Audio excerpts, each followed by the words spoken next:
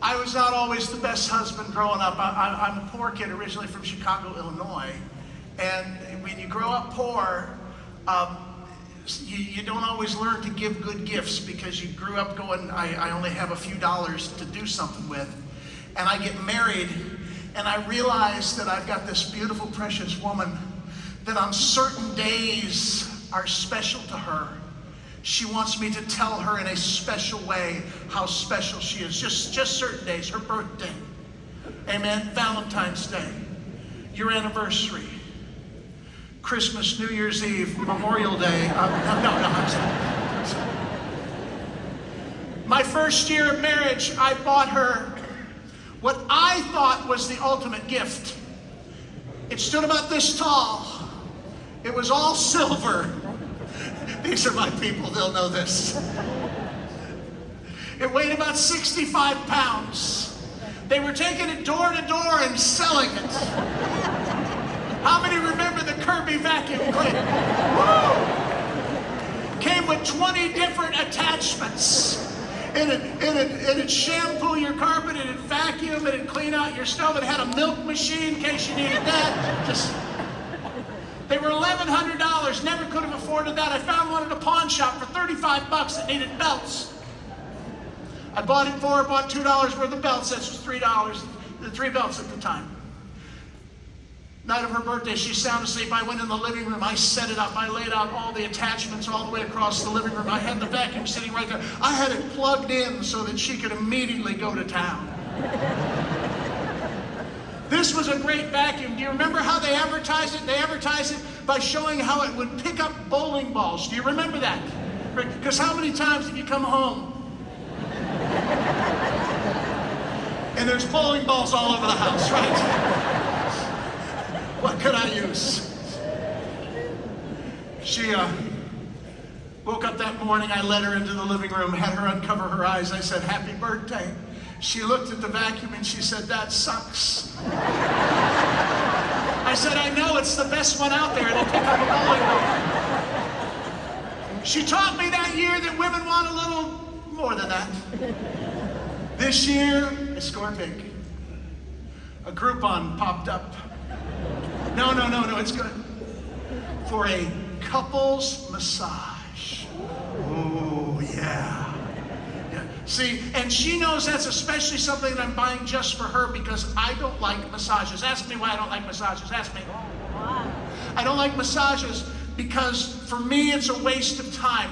I fall asleep in a massage. How many fall asleep? Any of you guys out there fall asleep here? Okay, you know what I'm talking about, right? You get me on the table, put my head through that little padded toilet ring. I am out like a light. 2 minutes in. But I got it for her and I gave it to her for her birthday. And she opened the envelope and she goes, "Oh, you did this for me." I said, "Oh, you know, it's all about you, baby." In my mind, I have an ulterior motive. I'm thinking that she'll go, "You don't like massages, I'll take one of our daughters." So it would be win-win, okay? I'm just telling you the backstory. She goes, "I have never heard of this place, let me look it up." She goes online. Be careful with the fine print of the Groupons. It was a little town called Ybor City, which is in Tampa, Florida. Ybor City, the Cuban capital of the world. That happens to be 44 miles from our house. Not only that, but it's only good on Tuesday and Thursday nights from 7 o'clock till 9 o'clock at night. Number 3, Spanish speaking is required. Now we're okay with the Spanish speaking. We work in the Dominican Republic. We can handle that. Hola. And so, anyway, my wife is a good sport. She said, "Baby, it's okay, it's all right." She goes, "This is an Ybor City. I'm going to give you for your birthday present something that will go along with mine. I'm going to give you dinner at your favorite restaurant in all the world called the Columbia Restaurant." Has anyone here eaten at the Columbia Restaurant? Okay, some of you have. If you haven't, go down to Sarasota, go down to Ybor City, go down to St. Augustine, eat at the Columbia. They have something called the 1905 salad. It's delicious. I think they've made it since then, but that's what it's called, 1905 salad. Now, the Columbia also has something that a lot of people don't know. They have a secret menu. Kind of like Chick-fil-A, they have a secret menu, special things that aren't available on the menu list. And when the waiter came to our table, I looked at him and I said, "Sir, I want the 1905 salad, and what is on your secret menu?" And he said, "Senor, if I tell you what is on the secret menu, it would not be a secret."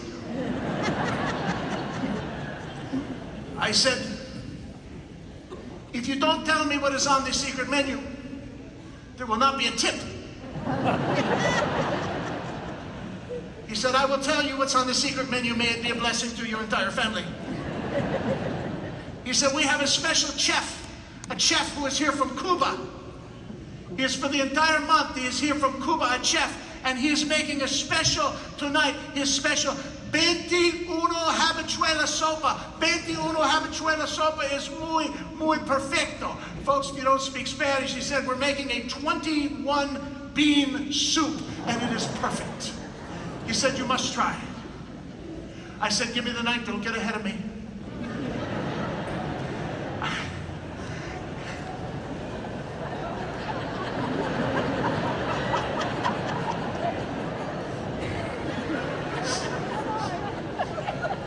There are a few grandkids in the room. I said, 1905 salad and the soup. It was absolutely delicious. And there were 21 different beans in there. I count them. I hate it when people rip you off. The other day I got 1,000 island dressing. There was only 900 islands. I was ticked. I was livid.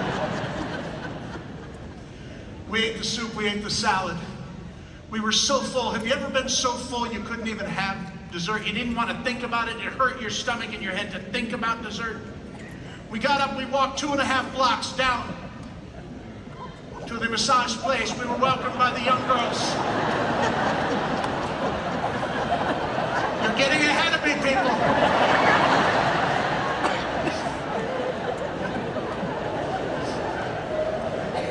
They gave us robes. We went into the little room, crawled up on the tables, put our heads down. They play this music. My wife said I was snoring to the rhythm of it.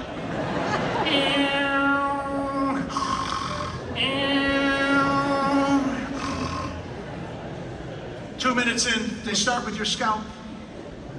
Oh, that felt good. She got down to your neck. This is where she asked, is this too much pressure, senor?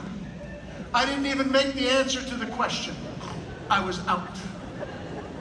My wife's enjoying the massage. I'm enjoying the nap.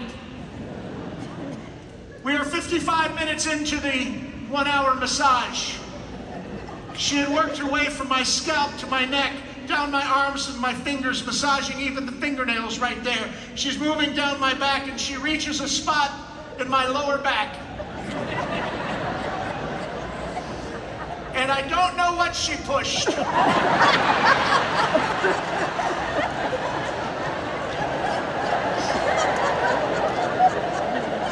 But when she did, those 21 beans made a run for the morning.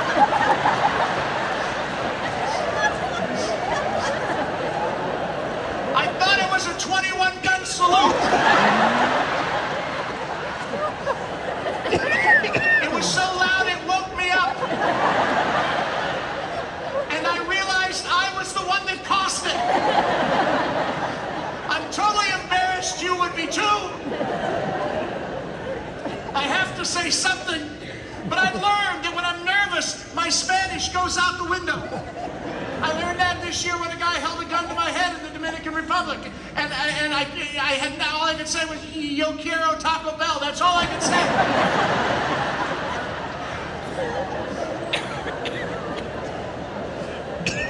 The little girl jumps back. I have to say something. Mustering all the Spanish I could think of, I turned to her and I said, "May that be a blessing to your entire family."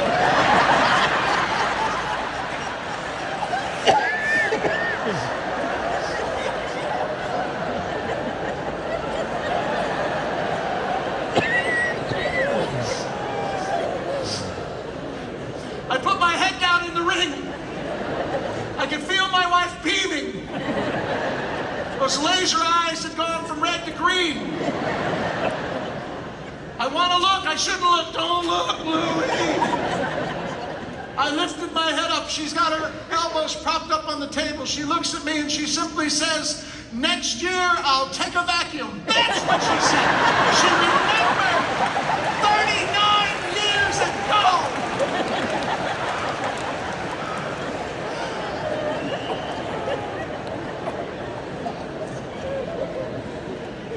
laughed a little today? You guys can have a bigger lunch because you laughed. You can enjoy it. We just washed away breakfast this morning. Great to be here. I am originally from Chicago, Illinois. I'm a street kid. I'm a welfare kid. I don't mind telling people that. Sometimes people say, aren't you embarrassed about that? Not at all. Nobody got to pick their parents now, did we? If you got good parents, I hope that no matter how old you are, I hope that if you got good parents, I hope that you stop every day and thank God for the parents that you got. Because not everybody gets that. I'm the youngest of 5 children. To tell you Phil asked me to tell you my story so you'd know I was a little bit more than just the laughter guy. And youngest of 5, my oldest brother was killed in the streets of Chicago at 17. My next brother died in a jail cell in Louisiana at 17. Both my sisters, I haven't heard or seen them in over 35 years now. You can lose people to drugs the same way you can lose them to death, and some of you know that. Met my biological father one time. I was 27 years of age when I found out who he was.